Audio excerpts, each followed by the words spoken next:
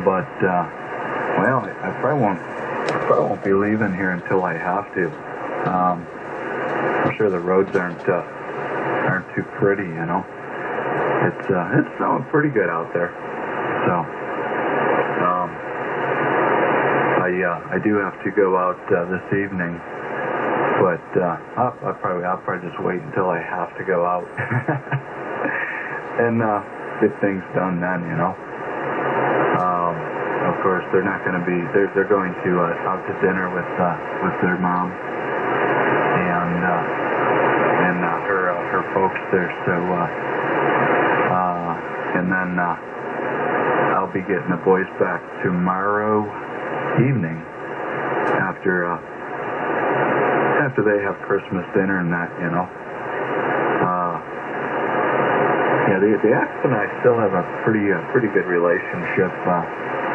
She actually had invited me for dinner over there, but I graciously declined.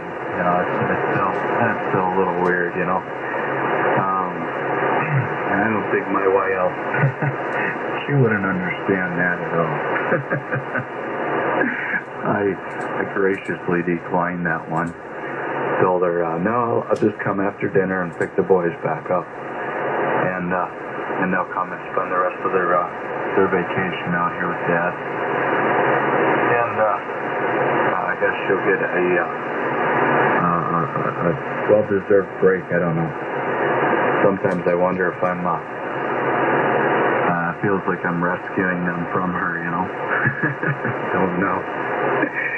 Oh boy. Hey Mark, did you were you on that Spokes and Screws there last night?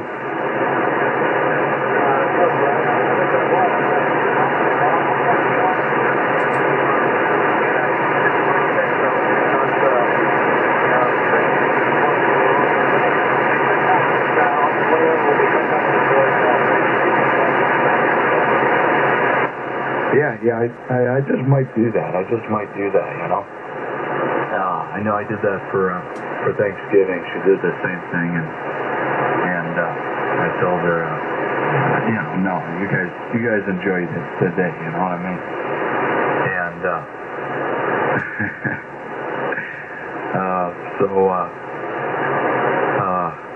yeah, I ended up with a doggy bag, so that was nice, you know. Her mom usually does the cooking, and she's a pretty darn good cook, so that's hard to turn that one down there, Mark. Over to you there, Mark. Mike, KC2MKI, Brian, in Akron, New York, where it's snowing splendidly. Thank you, Brian. Yeah, the sun just took out of clouds here, but a little fluttering stuff. It was snowing a little bit here. But yeah, I was writing that down there. I got to make notes. That's a rough one. But yeah, it's a good thing you can climb there. That's probably not the best thing to do there. But yeah, I really took that as a 10-foot goal. So I'll be back south like if here. But I would your new YL was not understand that. So, yeah, I'm gonna have to settle out here. I'm gonna go get. We're having a lasagna tomorrow. Something different. My wife makes nice lasagna. We want to do fresh hamburger. So I gotta catch the local butcher shop here, just a couple miles down the road. We're gonna catch it before they close. Wait for the last minute. Yeah, Mark's kind of a homebody here. Or a homely body, whatever you want to call it. I don't go anywhere unless I have to. I spent too much time traveling.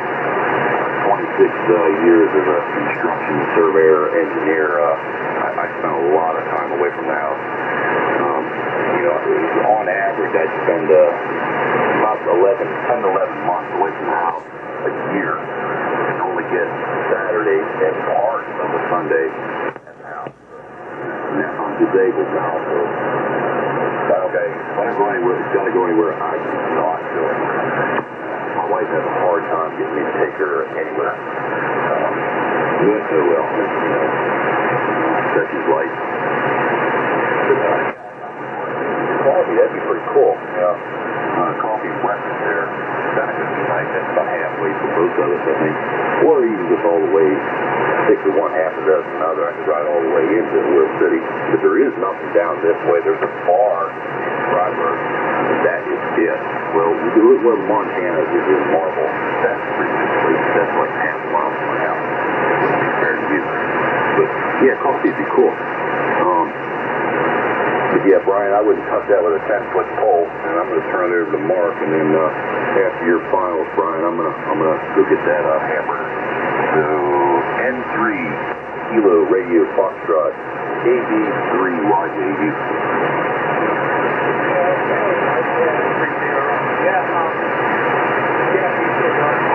Get off the meter a lot too, but I still have a little HD, but every time I turn it on, it's always this. So I'm like, what's going on? What happened? I've been off for a few years, and when I hear it back, I don't hear it on my part of. To be honest with you, I don't think that's another thing. I've always been really close to it. Always something like that's my favorite thing.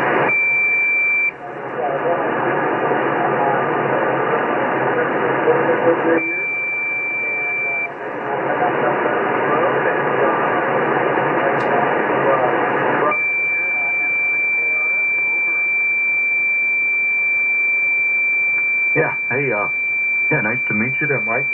And, yeah, don't be a stranger. Pop in here anytime. I'm on 185 here quite a bit. If this one's noisy, I might go up, or I usually go up. Up around, from here to 192 or something like that. 185 maybe. Yeah, we're usually right here though. So, yeah, pop back in and say hello there anytime there, Mike. We definitely would welcome you in here, any one of us,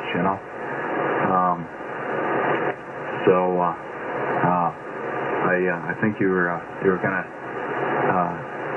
shut down there and get going and get a few things there. Oh, that lasagna you were talking about. Geez, I don't know if the roads aren't bad going your direction there. Maybe I might just head that way. Oh, Lord, that sounds delicious. Yeah, I love a good lasagna. Wow, that's really tempting there, Mike. Holy smokes. So, shoot, I'll just come get a doggy bag. Hey, take care. God bless, my friend. It's been a pleasure. KB3YJU. KC2MKI, Brian, Buffalo Brian. Buffalo Brian, if you knocked on the door this coming weekend, you would get a doggy bag of lasagna. When she's making the lasagna, she can make like 2 or 3 big pans of it, and mainly for the Christmas, but my brother's coming up from Delaware Thursday, so we'll have some leftover lasagna for him. But there'll be plenty of it here. So if Buffalo Brian knocks on the door, he gets lasagna. I better go get that hamburger. I said I want to get the fresh hamburger. I'm waiting to the last minute to do it. So 73 and Merry Christmas to Mark and Brian. KB3YJU, sir. Hey, one more thing, Mike. Go ahead. Is she Italian? No, my mom is. And my mom makes the meanest lasagna in the world. And my wife's close, but not quite that good. Well, yeah, she's got good training now. Hey, take care. God bless. Have an awesome holiday there. KB3YJU, KC2MKI. Speaking of all this food, I might have to cook up some kind of collaboration over here for lunch, Yeah, I'm telling you. Come on, John, jump in there. Defend yourself. We gotta get you stirred up. At the moment, I'm trying to not regurgitate on the microphone because I would hate to have to clean it with toothpicks and what have you. I was talking to a guy one time. He was eating while he was transmitting on his radio. I think I mentioned this on the air the other day. And he had to take a standby to clean up his microphone because apparently he was spitting all over it. And I don't know, there might have been streams of saliva dripping from his microphone in addition to particles of food clogging the little hole or the mesh network. I forget what microphone it was, but it was really disgusting talking to him. Over. You got people that will clean up right on people while they're talking, rather than chew and slow a little bit away and tune up or use the dummy load. I tell you, you're the one ignorant operator. You fit right in. I'd have made him feel good. Yeah, well, that's the whole idea. To be as obnoxious as possible. Hey, we used to have a guy at work. I'm not going to really mention his name. I'll mention his name. His first name was Ed. I will not mention his last name. But this guy used to get in so much trouble. And we really appreciated having him around because he made us look good. So when you have a guy who has some kind of a bad rep, he comparatively makes everybody else look great. Oh, and then we had another guy at work. This guy was a real sweetheart. We used to play Powerball as a group. And whatever we won in a small fashion, we would shove back into the play and play again. And we never really won anything significant. But we did it in a rather organized way. And everyone received copies of the tickets that we purchased. And it gave everybody hope. I mean, it was well worth it, even though we never won. And we would donate like $5 a shot. Not a big deal, but we had many people playing. But this one guy, he refused to play. And we would ask him, hey, Phil, why don't you join the group? Why don't you play with us? Come on, it just increases everyone's odds of winning. And he said to me, looked at me and said, John, you know I really would. But my life right now is so perfect that I would hate to upset it in any way. Then, we're all listening to him say this, and we really wanted one guy to hold him while the other guy beat the crap out of him. But we did not. We restrained ourselves. You know, his life was so perfect. You know, too, I kind of puffed the microphone.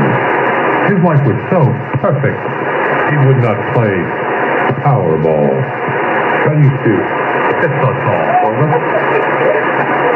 Well, he probably had onions for breakfast. You know? Come on, Brian, jump in and help me out. Yeah, we're just having a local over here. My 11-year-old boy and I here. So I kind of missed a little bit of that. But yeah, I think I'm going to get on the site over here and probably cook up some grub over here, you know. Well, Brian, I'll tell you what, one of my favorite spices is cilantro. Make sure you put a little bit of cilantro in there for me. QSO on that. I use a lot of garlic powder and onion powder and stuff like that.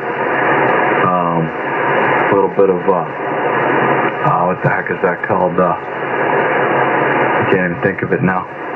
But yeah, we use a lot of spices and stuff, you know, seasoning rather, there, Wiley. And hey, I don't get too many complaints, you know. Well, the best food is something somebody else does. I used to give my mother-in-law all the time. Used to drive her right through the field. Whenever she'd cook up bad, you know, we'd have family get-togethers. I'd always find out what she cooked. And I always seemed skeptical. Well, why don't you eat some of this? Why don't you have some of that? I'd look at her and say, well, I'm not having it because I don't eat competition for alpha. I drive her right through the ceiling. Oh man, my grandmother, like I said, she would just whip stuff together, man, and it always seemed to come out so good. I don't know. She was you know, no scientist when she was cooking. Boy, she would just throw things in there. You know what? KC2MKI. Hey, carry on there, guys. Don't be on the side here, but we'll be listening. Well, okay, Brian. You know, a lot of people down here, especially where I grew up, they cook stuff. Boy, what's the recipe for that? A pinch of this, a pinch of that. They'll tell you, but they couldn't tell you how much. Just say, I'm going to put some of that in there. Well, how do you know how much is it? A little of this and that. Well, I'll start off a little bit, stir it up, let it cook in, then I'll taste it, I adjust. You know, some people would drive you crazy trying to get a recipe from them. I do know what you mean. WDHW with 53 MZQ. Go ahead, pick it up, John. That's how they make moonshine. Oh, that's how they make moonshine. Real good. Okay. Well, so much for cooking. I'm good on the barbecue, but I'm no good in the kitchen. And cooking is an art, and you have to really know what you're doing. I bet you Mario knows what he's doing. He's also a chef, and I am not. But anyway, yeah, Wiley, you gotta learn to play Powerball. And more important, you have to learn how to win. Well, I buy a ticket every now and then.